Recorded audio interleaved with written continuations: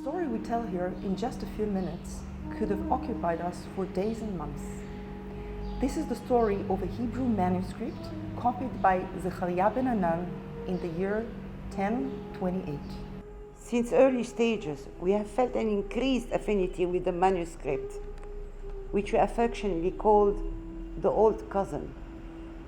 The story of the ancient fragments and manuscripts became known mainly after Solomon Schechter succeeded in removing the treasures of the Geniza from the Ben Ezra Synagogue and the cemetery in Basatin, both in Fustat, Cairo, and transferring them to the University of Cambridge. The fragments that were taken out of the Cairo Geniza have fundamentally changed the historical knowledge of the Mediterranean society, as Shlomo Dov Goiten pointedly titled his classic study. A few years after Solomon Schechter emptied most of the contents of the Geniza, another well-known researcher, Richard Gottheil, visited Cairo searching for ancient manuscripts. He published an article about his findings in 1905. In addition to the treasures drawn from the Cairo Geniza, there are a few other MSS to be found in that city which do not seem to be so well known, and yet deserve some attention. Reference has been made to them by various travelers, but no one, to my knowledge, has looked at them with some care.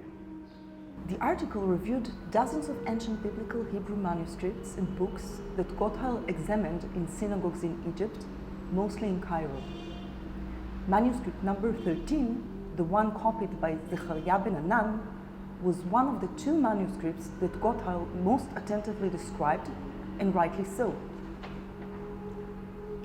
Only a few dated biblical manuscripts of as early as the beginning of the 11th century survived. Its condition and magnitude also contributed to its being extraordinarily rare Hebrew manuscript. 114 years after Goethel's visit, only a handful of Jews still live in Cairo, and none of whom is a Karaitis. Magda Harun, president of the Jewish community in Egypt, and her deputy Sami Ibrahim initiated several projects for keeping the heritage of the Jewish community. One of the projects was the studying of the synagogues in Cairo. I was privileged to take charge, to be responsible to the historical documentation of the synagogue in this city. The establishment of the Karaite New Synagogue was completed in 1933, and soon after it was named in memory of Musa Darai, the distinguished medieval Karaite poet. The exquisite temple stone edifice is impressive in both its magnitude and design. It is indeed a majestic building that emits power and exudes the self-confidence of its founder, who felt secure amidst Egypt's Muslim majority. In the paved section of the southern yard stands a small hall that housed court of the Karaite in Egypt. Since 1994, this hall has been used as a library. Among its holdings, scores of volumes from private collection of Murad Farag Bey, the most prominent Egyptian Karaite of the first half of the 20th century. This novelist, poet, and linguist entered the public consciousness as a member of the committee charged with the drafting of the Egyptian constitution in 1923. When the team arrived to the library in July 2017, my main concern was to find books and documents by Murad Farag.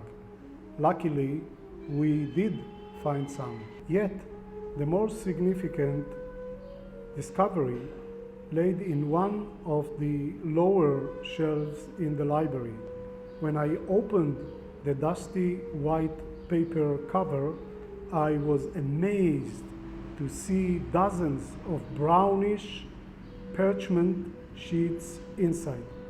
At the time, I was not aware of the magnitude of the discovery, except that it was a biblical text with beautiful handwritten letters.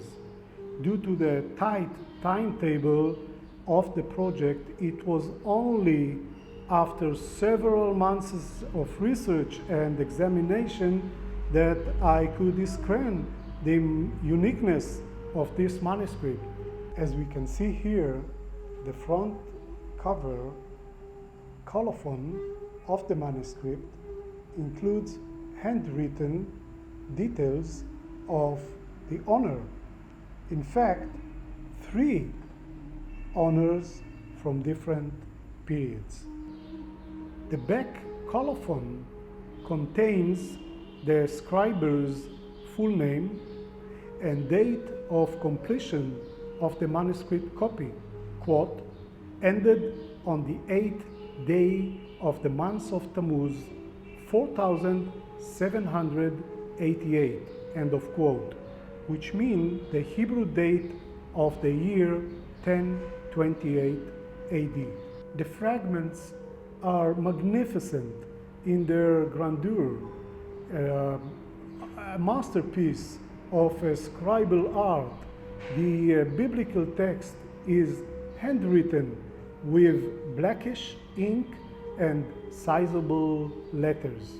At the end of the volume are leaves of the Masorah, which is the marginal transcript above or below the biblical text of critical and explanatory notes compiled from the 8th to the 10th centuries and traditionally accepted as the authoritative exegetic guide, chiefly in matters of pronunciation and grammar. The Old Cousin includes another 12 pages with details about the author, the first owner of the manuscript, and explanations of the punctuation system and the Masoretic system. See, for instance, this beautiful text, the first chapter, the first sentences of Tehillim, Psalm. אשרי האיש אשר לא הלך בעצת רשעים, ובדרך חטאים לא עמד, ובמושב לצים לא ישב, כי אם בתורת אלוהים חפצו, ובתורתו יהגה יומם ולילה. Old Cousin is now in the possession of its legitimate owner, the Jewish community of Cairo.